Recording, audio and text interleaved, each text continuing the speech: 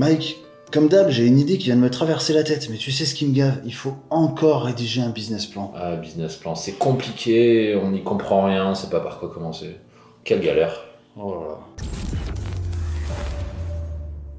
Si vous aussi, c'est le sentiment que vous avez quand vous parlez de réaliser un business plan, vous êtes là à vous gratter le crâne, eh bien, figurez-vous qu'on est passé par là. Mais on en est sorti parce qu'on a trouvé une solution qui vous permet d'être capable d'écrire un business plan sur seulement une page en l'espace de 20 minutes grâce à une décomposition très méthodique en 9 blocs principaux. Ce qu'on va faire pour étayer cette vidéo, c'est qu'on va vous partager le business plan qu'on a monté justement avec cette technique, Mike et moi, lorsqu'on a voulu créer Side Business. On va vous montrer nos secrets. Si vous ne connaissez pas, Mike de Side Business, John, Side Business, l'agence qui est là pour vous apprendre à doubler vos revenus sans avoir besoin de quitter votre CDI. La première chose que je vais faire, c'est vous demander de lâcher un pouce bleu en dessous de la vidéo, vous abonner, la petite cloche pour ne pas louper les vidéos suivantes. Pourquoi on vous demande ça au début? C'est que malheureusement, même si vous allez adorer cette vidéo, vous allez probablement la quitter sans nous laisser un pouce bleu. Plus important encore, allez faire un tour dans la description, vous trouverez un lien qui vous permet de recevoir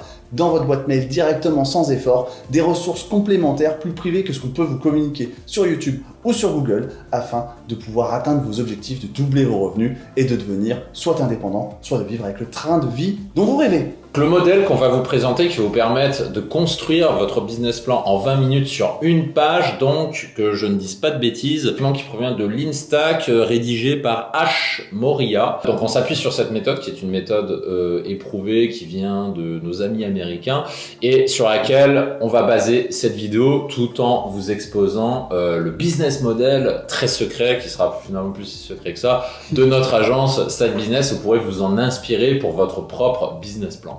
Le bloc numéro 1 qui sert à décomposer ce business model, ce Lean Business Canvas comme on l'appelle, c'est trouver le problème de votre client.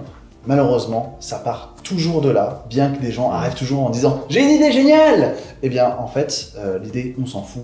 L'important, c'est de savoir si elle répond à un problème. Oui. Évidemment, il faut que vous trouviez les problèmes de votre client, mais il faut aussi que vous soyez capable de citer s'il y a des alternatives qui existent à la réponse aux problèmes de votre client. Donc ça passe par quels sont les problèmes de mes clients et quelles alternatives ils ont. Exemple tout con, on est en été, j'ai chaud, j'ai une idée de faire un business sur les ventilateurs. Quelles alternatives il y a? Les vaporisateurs d'eau. Ensuite vient le deuxième canevas juste après avoir identifié le problème du client, c'est comment vous allez le résoudre. Puisqu'évidemment, un problème qui n'a pas de solution, vous pouvez pas le résoudre, donc c'est un peu bête. Vous devez mettre votre solution en face. Et ça dépend complètement de votre marché, puis ça dépend aussi de vos clients, ça dépend aussi de vous, ce que vous aimez faire. Je prends un exemple. Imaginons une personne qui a des douleurs articulaires. Comment vous allez résoudre ce problème? Comment résoudre ces douleurs? Vous pouvez prendre des médicaments à la pharmacie. Vous pouvez faire appel à un kiné individualisé, un kiné qui fait de la thérapie en groupe. Je sais que ça existe, notamment pour des personnes qui ont un budget moins important. De l'automassage, c'est-à-dire suivre par exemple des formations et acheter des produits qui vont vous permettre d'automasser chez vous vos articulations pour soulager la douleur. Et je vous prenais cet exemple pour vous dire qu'il y a de multiples façons de résoudre les problèmes d'un client. Dans notre cas, pour l'agence Side Business, pour vous donner un autre exemple, on a choisi, alors au départ, on partait sur le fait de proposer des formations à nos clients sur des problématiques ciblées. C'est toujours quelque chose qu'on propose aujourd'hui, mais on a décidé de greffer, ça apparaît pas sur notre plan initial, on a décidé de greffer aussi des coachings individualisés parce que c'est des choses qui nous ont été beaucoup demandées par nos clients. Donc aujourd'hui, ce sont les deux solutions principales avec lesquelles on résout les problèmes des clients qui font appel à nous. Troisième ingrédient, vous avez le problème client, vous avez la solution, mais comment vous savez que ce que vous faites fonctionne ou pas? C'est ce qu'on appelle les indicateurs de performance, aussi appelés KPI, donc Key Performance Indicator, qui sont des outils de mesure, puisque ça c'est quelque chose tu m'as souvent dit, c'est toi qui m'as appris ça. Ce qui ne peut pas être mesuré ne peut pas être amélioré. Donc vous devez mesurer l'efficacité de vos solutions, et là c'est finalement extrêmement variable, ça dépend de votre marché. L'exemple qu'on peut vous donner avec notre agence Side Business, c'est d'une simplicité presque enfantine. C'est les clients qui font appel à nous, qui ont envie de monter leur projet. Leur KPI, c'est est-ce que effectivement ils ont mis leur projet sur les rails de façon concrète, et deux, est-ce qu'ils génèrent du chiffre d'affaires. Donc c'est des chiffres qui ne mentent pas. Est-ce que le chiffre d'affaires c'est 0 ? C'est 0. Est-ce que c'est 1000, 2000 ou plus ? Ce sont des chiffres sur lesquels on ne peut pas mentir. Donc il y avait cet exemple-là pour notre cas, ou pour par exemple la solution des douleurs articulaires dont je parlais tout à l'heure. Et là, ça va être le mesure du seuil de la douleur, et là, ça dépend des patients, donc on n'est pas médecin, on va pas aller plus loin dans le détail.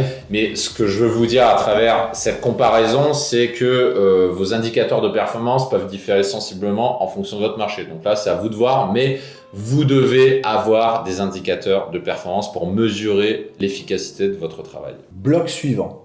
Qu'est-ce qui est unique dans votre proposition de valeur ? Qu'est-ce qui fait qu'un client qui a un problème va s'orienter vers votre solution plutôt que celle d'un autre? Il faut vraiment que vous soyez capable en fait d'interpréter et de comprendre votre client, et surtout de regarder ce qui se fait au niveau du marché, c'est-à-dire l'offre et la demande, d'aller voir les autres offres et de comprendre le positionnement de chacun pour déterminer ensuite quel doit être votre propre positionnement afin d'avoir un angle d'attaque tout à fait différent et être capable de répondre au mieux aux problèmes de votre client avec cet angle d'attaque. Petite astuce que je peux vous donner pour une proposition de valeur unique efficace, vous devez être capable de la résumer en une phrase. Si vous ne savez pas la résumer en une phrase, c'est que vous n'avez pas trouvé votre proposition de valeur unique.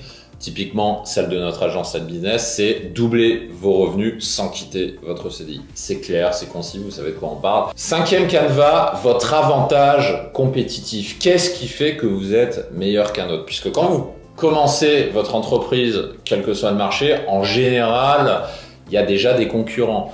La question à vous poser, c'est qu'est-ce qui vous démarque de vos concurrents ? Sous-question qui vient, pourquoi vos prospects, vos clients potentiels iraient vous voir vous plutôt que l'autre qui est déjà là depuis 2 ans, qui a déjà de l'expérience ? C'est une réelle question à vous poser. À titre d'exemple, notre avantage compétitif de Side Business, c'est qu'on souhaite se démarquer de ce qu'on appelle caricaturalement les vendeurs de rêve, c'est-à-dire ces gens, ces personnes, ces businessmen qui vous proposent de vivre une vie sans contrainte, où vous travaillez une demi-heure tous les jours et vous générez 30 000 € sur la plage sans rien faire, vous sirotez de la pina colada tous les jours allongé dans un hamac. Nous, c'est pas du tout ce qu'on vous propose, parce qu'on sait très bien que ce n'est pas la réalité. Surtout quand on commence. Ça ne fonctionne pas comme ça. Après, si vous voulez croire au relève, libre à vous, vous pouvez quitter la chaîne et aller voir la chaîne de ces personnes-là, il n'y a pas de problème.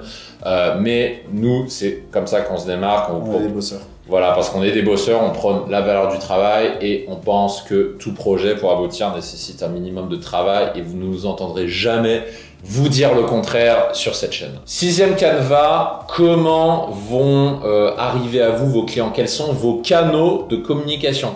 Et ça, c'est une grande question, parce que je le vois pareil souvent avec nos clients. Une fois, je vais au téléphone, c'était une hypnothérapeute qui m'avait contacté et qui me disait: oui, alors, pour me faire connaître de mes clients, je pensais ouvrir un blog WordPress, et puis ensuite ouvrir un compte Instagram, puis un compte Twitter, et puis un compte Facebook, parce que tout le monde est sur Facebook. Et puis... Et TikTok. Oui, et TikTok, c'est à mon appareil. Et elle m'a fait... Et j'ai entendu parler que TikTok, c'est un peu la nouvelle révolution en ce moment sur les réseaux sociaux. Donc je veux hypnotiser les gamins de ouais, c'est bien. Enfin, qu'il y a peu de monde qui est dessus, elle se posait vraiment la question, tiens, est-ce que je devrais pas aller sur TikTok ? Parce que c'est un marché naissant, c'est un canal de communication qui n'est pas encore vraiment exploité. Être présent sur tous les canaux de communication, c'est une grande erreur. Vous devez sélectionner, vous devez être sélectif sur là où vous allez communiquer, puisque vous êtes humain, vous n'êtes pas des robots, vous ne pouvez pas être partout à la fois, donc vous devez en sélectionner 2, 3 grands maximum et concentrer vos forces dessus. Sur Side Business, les canaux de communication qu'on a choisis, c'est YouTube et LinkedIn. Aussi simple que ça. 2 canaux, pas non plus. On aurait pu faire du Instagram, du TikTok, du Google, Twitter. Non, on a décidé d'éliminer ça et de concentrer nos forces sur 2 uniques canaux de communication. 7e bloc du Lean Business Canvas, c'est être capable de créer des segments de clientèle. Il faut que vous sachiez à qui vous vous adressez. Il y a toujours dans une population globale une plus petite masse qui correspond aux gens qui vont être sensibles à votre message. Pour nous, on a travaillé avec Mike à se dire, les gens qui vont être sensibles à notre message, c'est des gens qui sont déjà sur le marché du travail, puisqu'il faut qu'ils soient en CDI. Ça va être un segment de gens qui vont avoir entre 25 et 50 ans. Pourquoi pas au-delà de 50 ans? C'est des gens qui arrivent en fin de carrière, ils ont peut-être pas forcément envie de s'emmerder à lancer un business à côté. Évidemment, il fallait qu'ils soient salariés, il fallait qu'ils aient comme souci leur propre sécurité ou qu'ils aient envie d'aller au-delà de leur revenu salarié. Il y a différents critères qui soient psychodémographiques, sociodémographiques ou purement démographiques qui sont rentrés en jeu et qui nous ont permis de définir un profil global. Petit point complémentaire, vous pouvez créer un avatar client. Mike, qu'est-ce que c'est un avatar client ? L'avatar client, typiquement, c'est votre client idéal, si vous devez l'imaginer en une personne. Entre guillemets, vous dessinez un bonhomme sur une feuille à papier et vous allez le décrire le plus précisément possible. Et ce client-là, ça va être ce qu'on appelle le client idéal et ça va être le client qui vous allez parler quand vous allez construire votre offre. À titre d'exemple de Side Business, on va l'appeler Julien,